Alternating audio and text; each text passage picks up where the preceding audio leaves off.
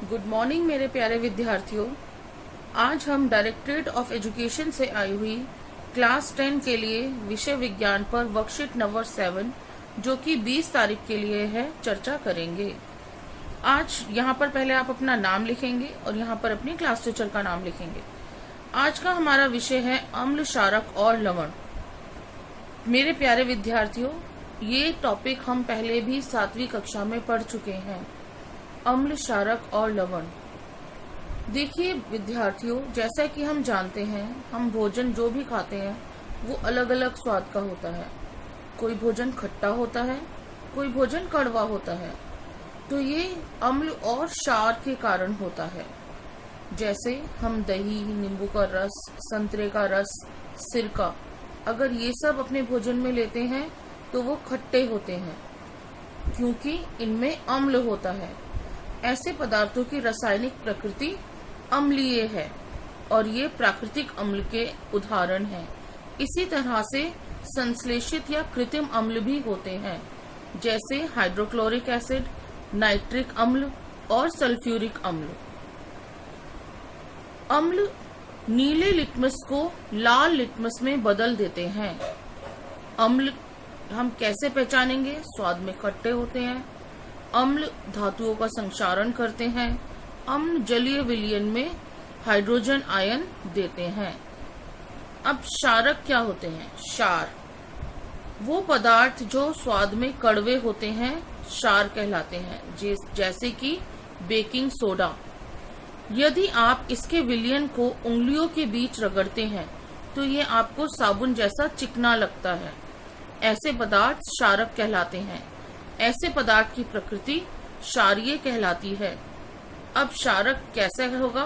क्षारक लाल litmus को नीले litmus में बदल देगा और इनका स्वाद कड़वा होता है। ये जलीय विलयन में हाइड्रोक्साइड आयन देते हैं। इनमें साबुन जैसी चिकनाहट प्रतीत होती है। हाथ धोने और नालियों में सफाई के इस्तेमाल होने के अधिकतर पदार्थों में क्षार होता है। प्रबल क्षारकों की प्रकृति संक्षारक होती है। अब हमें कैसे पता चलेगा कि कोई भी जो पदार्थ है वो क्षार है या अम्ल है? वो हमें पता चलता है सूचक की मदद से। सूचक क्या होते हैं? सूचक वो पदार्थ होते हैं। अब देखिए, हम कोई भी चीज खाकर या चखकर तो नहीं पता कर सकते कि वो अम्ल है या क्षार। वो हमारे लिए हानिकारक हो सकती है। इसलिए सूचक का इस्तेमाल किया जाता है जिसकी मदद से हम पता कर सकते हैं कि कोई भी जो पदार्थ हमें दिया गया है वो अम्लीय है या क्षारीय है।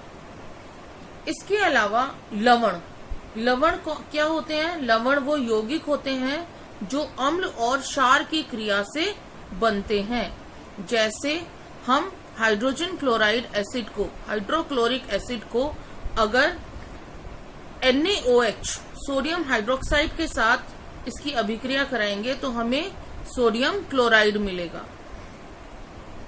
अब हम सूचकों के बारे में पढ़ेंगे। सूचक 3 तरीके के होते हैं, जैसे प्राकृतिक सूचक, कृत्रिम सूचक और गंधीय सूचक। प्राकृतिक सूचक जो हमें प्रकृति में मिलते हैं, जैसे कि लिटमस, लाल पत्ता गोभी का रस, हल्दी। अब ये अभिक्रिया कैसे करते हैं?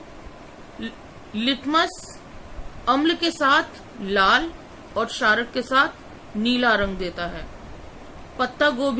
लाल पत्ता गोभी का रस अम्ल के साथ लाल और क्षारक के साथ हरा रंग देता है।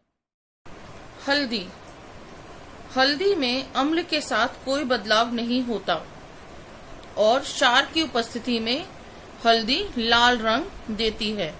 जैसे आपने देखा होगा, घर में कपड़ों पर अगर कभी हल्दी के दाग लग जाते हैं तो साबुन जो कि क्षार होता है, साबुन लगने पर वो कपड़ा आपका लाल रंग का हो जाता है। अगला देखते हैं कृत्रिम और संश्लेषित सूचक। रासायनिक पदार्थ जैसे मेथाइल ऑरेंज और फिनोल्फ्थलीन। मिथाइल ऑरेंज अम्ल के साथ लाल रंग और क्षारक के साथ पीला रंग देते हैं। फिनोल्फ्थलीन अम्ल के साथ रंगहीन और क्षारक के साथ गुलाबी रंग देता है। गंधीय सूचक। गंधीय सूचक क्या होते हैं बच्चों? जैसे नाम से पता चल रहा है, गंध। गंध मतलब या तो खुशबू या बदबू। तो इन सूचकों की गंध अम्लीय या क्षारीय माध्यम में बदल जाती है। जैसे पहला है गंधीय सूचक प्याज का रस। ये अम्ल की उपस्थिति में तीक्ष्ण गंध देता है, जबकि क्षारक की उपस्थिति में कोई गंध नहीं होता। वेनिला। अम्ल के साथ समान गंध रहती है और क्षारक की उपस्थिति में कोई गंध नहीं होती। लौंग का तेल। अम्ल के साथ समान गंध रहती है और क्षारक के साथ कोई गंध नहीं रहती। तो मेरे प्यारे बच्चों, आज आपको जितना मैंने समझाया अम्ल, क्षारक और लवण और सूचक, इनके बारे में समझ आ गया होगा। और अब हम करेंगे ये प्रश्न उत्तर अम्ल, क्षारक और लवण के बीच जो अंतर है, जैसा मैंने आपको समझाया वो हम यहाँ लिखेंगे। तो देखते हैं पहला प्रश्न क्या है हमारा। अम्ल क्षारकों के बीच अंतर बताइए। तो जैसा मैंने आपको समझाया, अब हम अम्ल और क्षारकों के बीच में अंतर स्पष्ट कर सकते हैं। जैसे पहला हम लिख सकते हैं कि अम्ल स्वाद में प्राय खट्टे होते हैं, जबकि क्षारक कड़वे होते हैं। अम्ल जलीय विलयन में हाइड्रोजन आयन देते हैं, क्षारक जलीय विलयन में हाइड्रोक्साइड आयन देते हैं। अम्ल नीले लिटमस को लाल रंग में परिवर्तित कर देते हैं, जबकि क्षारक लाल लिटमस को नीले रंग में परिवर्तित कर देता है। इसी के साथ हम उदाहरण दे देंगे। अम्ल हाइड्रोक्लोरिक अम्ल, सल्फ्यूरिक अम्ल, नाइट्रिक अम्ल और एसिटिक अम्ल। क्षारक sodium hydroxide, potassium hydroxide, calcium hydroxide और अमोनियम हाइड्रोक्साइड। यहाँ पर लिखे हैं, देखिए यहाँ पर ये सारे अंतर लिखे हुए हैं। आप यहाँ से हेल्प ले सकते हैं और याद कर सकते हैं। अगला प्रश्न है, अनेक घरेलू उत्पादों जैसे खिड़की साफ करने के पदार्थों आदि में अमोनिया पाया जाता है। ये लाल लिटमस को नीला कर देते हैं। इनकी प्रकृति क्या है? तो बताइए, लाल लिटमस को नीला कौन करता है? लाल लिटमस को नीला क्षारक करते हैं। तो उसकी अमोनिया की प्रकृति कैसी हुई? क्षारीय। अगला प्रश्न है, निम्नलिखित कथन सही है या गलत? नाइट्रिक अम्ल लाल लिटमस को नीला कर देता है। क्या ये सही है? नहीं, ये गलत है। अम्ल है, अम्ल क्या करेगा? नीले लिटमस को लाल करेगा। तो ये उल्टा लिखा हुआ है, इसलिए गलत है। सोडियम हाइड्रोक्साइड नीले लिटमस को लाल कर देता है। सोडियम हाइड्रोक्साइड नीले लिटमस को लाल करेगा। सोडियम हाइड्रोक्साइड क्या होता है? क्षार। वो क्या करता है? लाल लिटमस को नीला। तो ये भी आपका गलत है। अगला है, सूचक वह पदार्थ हैं जो अम्लीय और क्षारीय विलयनों में भिन्न रंग देते हैं, दिखाते हैं।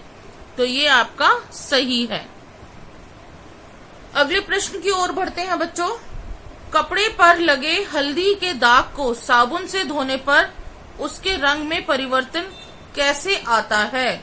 तो जैसे कि हमने अभी डिस्कस किया था, प्राकृतिक पदार्थ के अंदर जो हमने प्राकृतिक सूचक पढ़े थे, हल्दी। देखिए, मैंने आपको वहां पर भी बताया था, कपड़े पर हल्दी के दाग अगर लग जाते हैं तो क्योंकि साबुन की प्रकृति क्षारीय होती है, तो इसीलिए साबुन से धोने पर उसके अंदर लाल रंग आ जाता है। मेरे प्यारे बच्चों, मैं दीपशिखा, साइंस टीचर, उम्मीद करती हूँ कि मेरे द्वारा समझाई गई वर्कशीट में आपको कहीं दिक्कत नहीं आएगी। यदि इसके बाद भी आपको मन में कोई प्रश्न आता है तो आप पूछ सकते हैं। धन्यवाद। घर पर रहिए, सुरक्षित रहिए।